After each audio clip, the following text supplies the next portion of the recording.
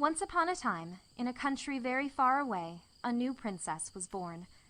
As is usual in such cases, the king, her father, and the queen, her mother, held a great christening feast, to which were invited all the crowned heads for miles around, all the nobility of their own kingdom, and the fairies, whose good wishes were considered desirable. In the middle of the ceremony, as is also customary, a very angry little old lady, with a nose like a beak, burst into the room. "May I ask why I was not invited?" she demanded. "These are here," and she pointed to the fairy who rules the hearts of men, and to the fairy who rules circumstance. She herself was the fairy who rules men's minds. "You?" stammered His Majesty. "Why, it is only a girl. We thought you would be offended. Later, if a son should be born—" "You thought!" shrieked the enraged little creature, gathering her shoulder shawl about her. "You thought nothing whatever about it. I am insulted, and I shall be revenged. Before anything yet has been given to this child, I shall curse her." "Oh!" begged the crowned heads and the nobility. "Yes," said the fairy, stamping and growing angrier. "I shall curse her with a mind." "Anything but that," groaned His Majesty. "Not that for a woman-child," moaned the mother, from under her silken coverlid. "Yes," said the fairy, and her wicked black eyes snapped over her withered red cheeks. "She is a woman-child, and yet she shall think. She shall be alien to her own sex, and undesired by the other. She shall ask, and it will not be given her. She shall achieve, and it shall count her for naught. Men shall point the finger at her like this," and she pointed one skinny forefinger at the king, "and shall whisper, 'There goes the woman with brains, poor thing.' As for your Majesty, in her shall you find your punishment. She shall think what you do not know, and divine what you cannot find out. Now," added the wicked fairy, turning to the two godmothers who stood by the child's cradle, "see if you, with all your giving, can do anything to lessen the curse that I have spoken."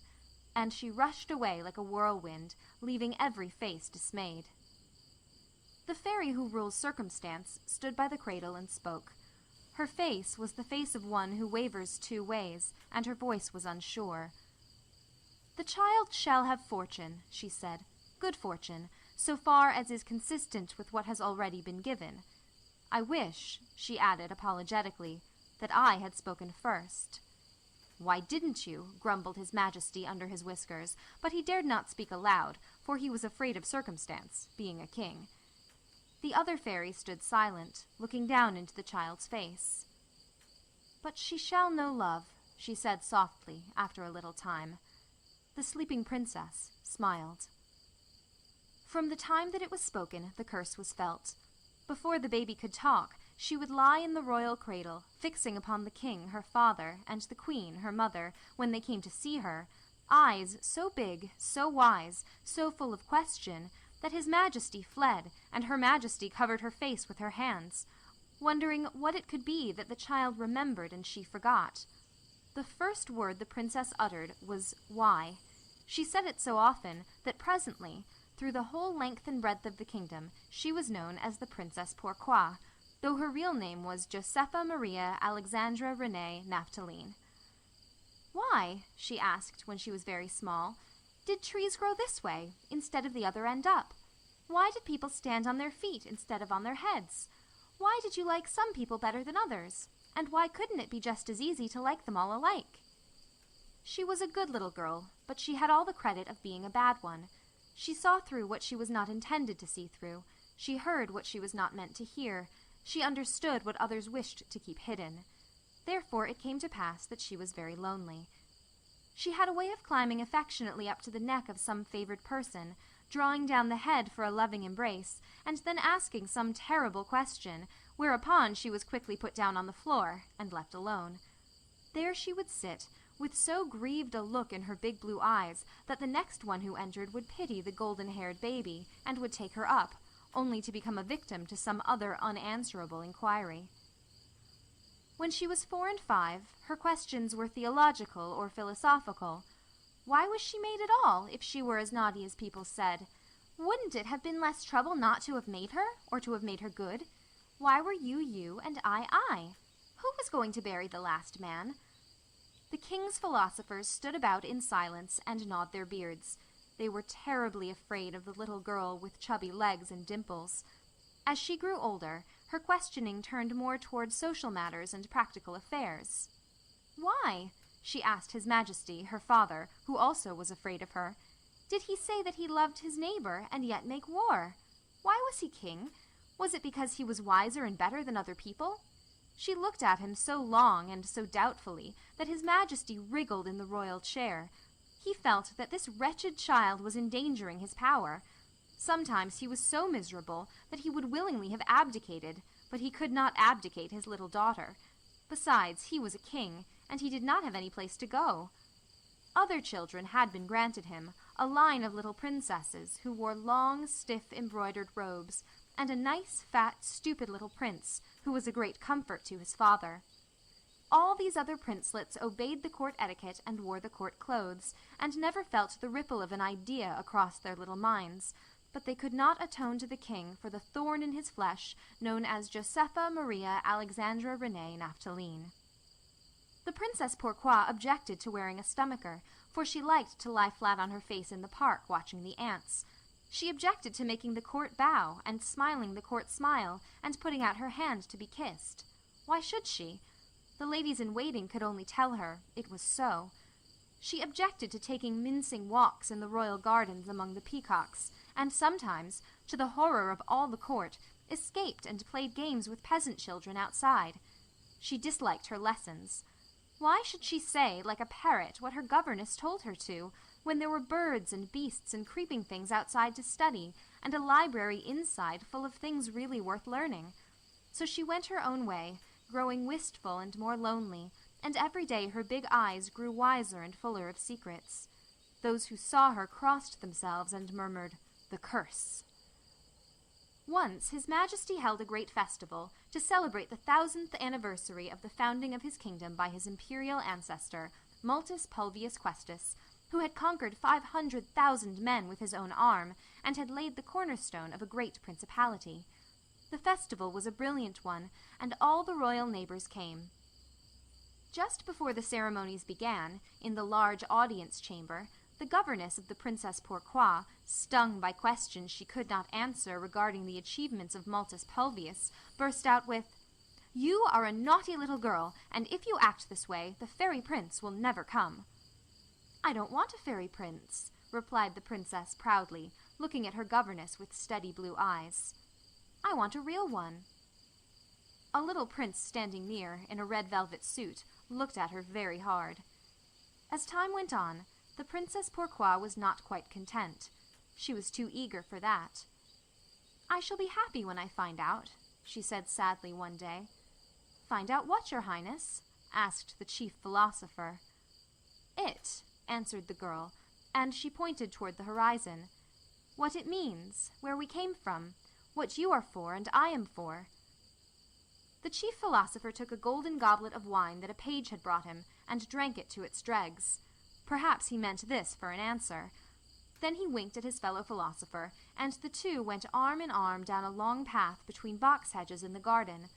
The princess entered the royal palace and knelt at the feet of the king. "Your Majesty," she asked, "why are people who do not know anything called wise men and philosophers?" It was soon after this that the king made a great proclamation, offering the hand of his daughter to anyone who would answer one of her questions satisfactorily. Suitors came by scores, although her unfortunate propensity was known, for the princess was growing to be very beautiful, and His Majesty the King was very rich. The aspirant to her hand usually stood before the royal throne in the presence of the court, and the princess was ushered in by the major domo. The Princess Pourquoi did not trouble herself to find new questions. She only asked some of the old ones over again, and the Crown Prince of Kleptomania, the heir apparent to the throne of Rumfeld-Holstein, the reigning king of Nemosapentia, besides dozens of others, went sorrowfully back to their homes, rejected. When it was found that the ordeal was terrible, and the result always the same, the suitors gradually ceased coming, and the Princess Pourquoi remained a great matrimonial problem, aged 15, on the hands of her parents. It was at this time that the princess resolved to study, and to achieve something that was really her own. People should respect her, not because she was a princess, but because she could do great things. She pleaded with His Majesty until he ordered the greatest scholar in his kingdom to act as tutor for her, the greatest sculptor to teach her modeling, the greatest painter to teach her how to draw. For 5 long years the princess worked and was happy, but the eyes of her mother were full of pity when they rested on her, and the passers-by in the streets whispered, "Poor thing." Mothers drew their little ones closer to them when they saw her, and said, "Take care! It is the woman with a mind!" And the young ladies of the court, when they came out into the park with their long trains, and saw the princess seated by herself with a book under a tree, said to themselves, under their breath, "Like that too, but for the grace of God." At one of the annual exhibitions of works of art in the city was a statue, anonymously exhibited, that won great praise. It was of white marble, and represented a woman standing on tiptoe and reaching up and out with one hand. The fingers closed on nothing, and the look of the face was disappointed. Perhaps the greatest skill was shown in the rendering of the eyes. Their expression was baffling, and no one could say whether the woman was blind or not. "What masculine strength of handling," said the artists. "What wonderful inner meaning," said the philosophers. The Princess Pourquoi came one day to visit it, and stood a long time watching the people who saw it. The outspoken praise made her eyes glisten. A working man, in a peasant's blue blouse, strolled near. There was fine powder of chipped stone upon his sleeve. "There is great power there," said the working man, "but the work is crude." The peasant was hustled out of the room, and an admiring crowd gathered about the statue of the groping woman. Someone whispered that it was not a man's work at all, but the work of a woman. Surprise, incredulity, disapproval passed in waves over the faces of the crowd. The rumor was established as a fact, though the woman's name was withheld. Everyone could see faults now. "We suspected it from the first," said the philosophers. "The lack of virility is apparent." "You can see the woman's carelessness in regard to details in every fold of the drapery," said the artists. The Princess Pourquoi listened. Presently she faced the crowd. "It is my work," she said simply. Then she summoned her lackeys and ordered her carriage, and disappeared before artists or philosophers could find any knot-holes to crawl through. Their Majesties, the royal parents, were greatly pleased when they heard of this scene. Perhaps this condemnation of her statue would bring their daughter to her senses. It was very fortunate that just at this time there came rumors of the advent of the fairy prince. From Bobbitania, a kingdom leagues away, he was reported to be approaching, presumably to woo the Princess Pourquoi. The king and the queen chuckled in secret together the day a messenger arrived to announce the advent of His Royal Highness, Prince Ludwig Jerome Victor Christian Ernst, heir apparent to the throne of Bobbitania. This was a very great principality indeed. Surely the princess would for once act like other people, and would, for the sake of all that was to be gained, profess herself satisfied in regard to her questions. The royal household was ordered into its very best clothing. The king and the queen, the prince and the princesses, shimmered in velvet and jewels. The pages were resplendent in yellow and silver. The philosophers were profound in rich black. The woolly white dogs of the ladies-in-waiting were combed and tied with the colors of Bobbitania, crimson and black. Everywhere, in jewels, in flower devices, among the hangings on the wall, were displayed the arms of Bobbitania, a crimson star on a dusky background. After the ceremonies of greeting were over, when Prince Ludwig Jerome Victor had bent before the king and the queen on their throne, and had presented to him all the royal offspring, the Princess Pourquoi was requested to show His Highness the garden of flowers, that his eyes might be refreshed after his long journey. So side by side they walked, talking together, between long rows of stately chrysanthemums, white, yellow, and red, she very erect in her brocaded gown, whose deep blue folds swept the grass, he all smiles and obeisance, in a slashed suit of scarlet and black. The waiting women, by 2 and 2, came on behind. As they paced the garden, the peacocks retreated slowly, a statelier procession than they. They passed a fountain where a single workman was busy sculpturing a figure from a block of grey granite. His face was shaded by a cap, but the splendid action of strong arms and muscular shoulders was visible. The princess paused, and the waiting women turned, pretending to be busy with the box of the hedges or the pink-tipped daisies at their feet. The face of Prince Ludwig Jerome Victor grew uneasy, for he felt that the hour for his questioning had come. But the princess was not thinking of him, for her eyes were following the workman's fingers. "Why blue jean for one man's arm and velvet with pearls for another?" she said, half to herself. "Why hunger for that man, and for me surfeit?" "Most gracious princess," answered Prince Ludwig Jerome Victor, secure in his reply, "the earth with all upon it is glad to lie as dirt beneath the feet of the most beautiful lady in the world." He fell upon one knee and kissed her hand. She looked down intently into his narrow, upraised face. "Queen among princesses," he begged, "question me and accept my answer. From far Babatania I have come to woo, and if I fail, I die.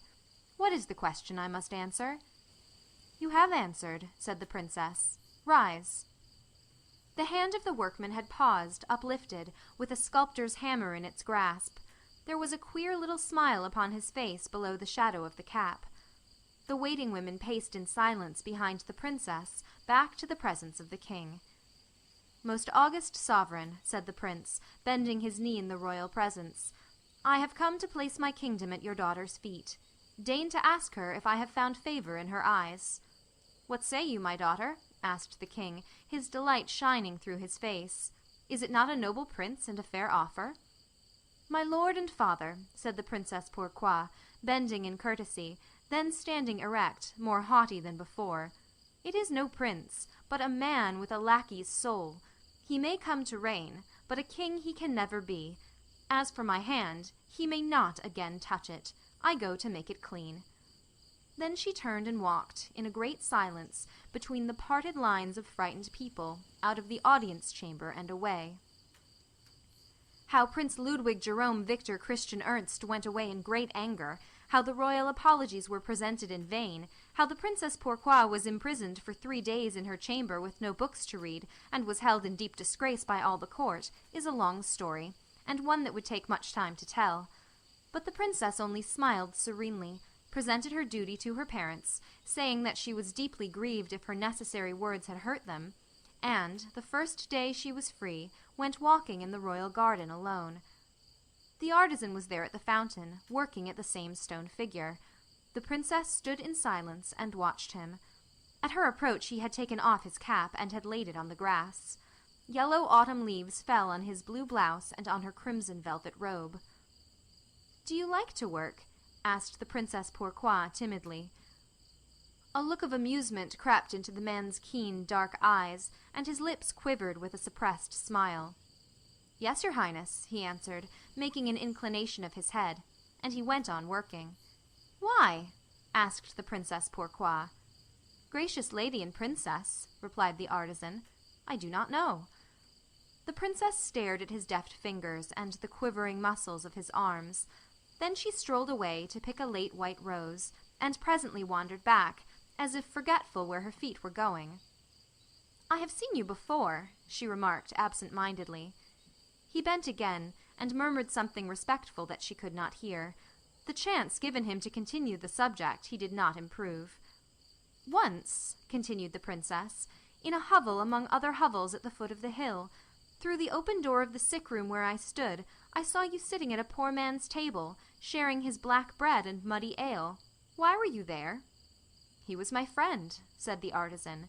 "His hut was then my home." "Why do you wear a working-man's blouse and carve in stone?" demanded the princess abruptly. "Madam and princess," replied the man, "it is the work that I have chosen," and he went on chipping away fine flakes of stone. The lady walked away again, this time following a wayward peacock across the grass. The working-man paused to look after her, with the sunshine falling on her brown hair. Then he picked up a chisel that he had dropped, and in doing so, bent to kiss the grass where her feet had rested, for she had trodden very close. When the princess came back the next time, she spoke with the quiet air of one who is greeting an old friend. "You criticized my statue," she remarked. "You called it crude." "Whoever reported my poor opinion to the princess," said the man, "had evidently heard but part of what I said." The princess showed no curiosity as to the rest. "Why were the others so unjust?" she demanded. "They praised my work when they thought it was a man's. They turned upon it and called it bad when they knew a girl had done it and did not yet know that it was a princess. What can one do when it is all so unfair?" The artisan answered not a word, but went on chipping, bending all his energy to the curve of a finger. The princess watched with eyes in which all the blue of the autumn sky and all the shining of the autumn sun seemed centered. When the young man at length looked at her, her head was thrown back, and her face wore the look of one who feels her blood to be royal. "Do you know," she asked sternly, though the expression of her eyes was of one who pleads, "what fate is reserved for the man who answers even one of my questions satisfactorily?" "Gracious lady and princess," he said humbly, "I have answered nothing, for I did not know. My mind, too, has questioned carelessly into the injustice of many things. "You only," said the princess, with a sweep of her hand, "you only kept on working. Come." Refusing to walk at her side, he followed at a little distance, stepping unsurely, as one would walk in a dream. The lackeys looked at him and sneered as he went. His Majesty the King and Her Majesty the Queen looked down in impatience from the throne when they saw the Princess Pourquoi leading in a peasant clad in blue jean. "Some injury to redress," muttered His Majesty. "Always a new grievance. I never have time to sleep or think." The princess swept across the audience chamber with the air of one whom nature, not circumstance alone, had made a queen. She bent before her royal parents, then laid her hand upon that of the artisan. "Your Majesties will remember," she said, "the decree made regarding me when I was 15 years old. This man alone has answered one question of mine to my satisfaction. I come to beg," and her face wore a frightened look, yet shone with a sudden gleam of mischief. "I come to beg that he incur the penalty." Her Majesty fainted and was carried from the room. His Majesty turned purple, and the calves of his legs swelled with rage. The ladies in waiting hid their faces behind their hands and whispered, "Shameless!" The philosophers shook their heads and muttered, "The curse!" As soon as the king could find his voice, he thundered, "Away with him to the dungeon keep! Let the executioner come and do his duty! Cut off the head of the impostor who would steal my daughter's hand!" "He is no impostor," said the princess scornfully. "Whatever his birth may be, his soul is royal." The men-at-arms came forward to seize him, but the princess flung herself between him and them. He put her gently aside, and stepped forward to defy them all, but his eyes rested all the while on her with a look that made great throbbings in her wrists.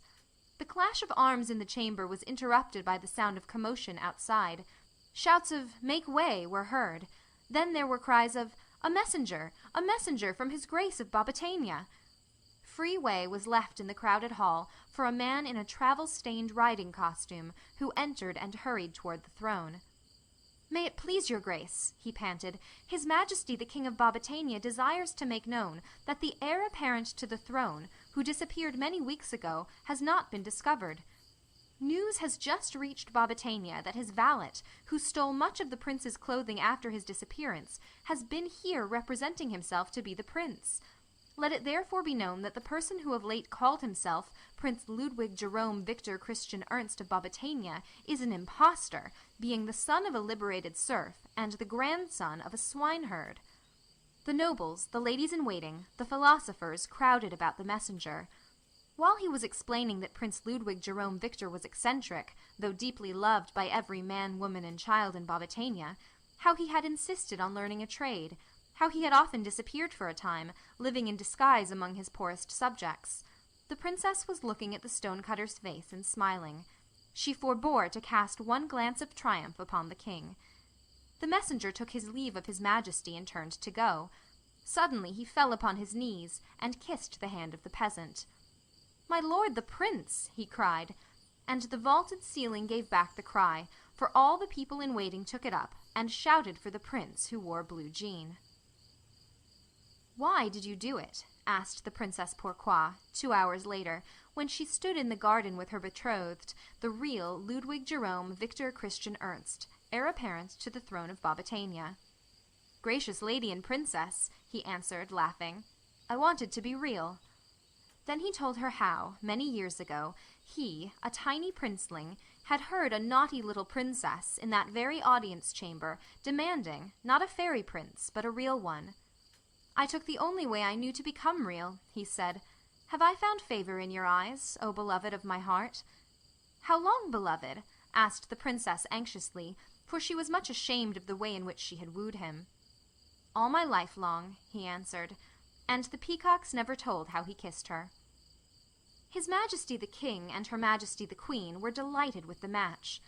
The royal father spent hours in telling the young prince how great a delight his daughter's mind had always been to him, and how he should miss companionship with her when she was far away in Bobbitania. All the court agreed with their highnesses that they had had suspicions of the valet prince from the very first, and the lackeys mentioned to the princess the fact that from the first they had suspected the stone-cutter to be something more than appeared on the outside.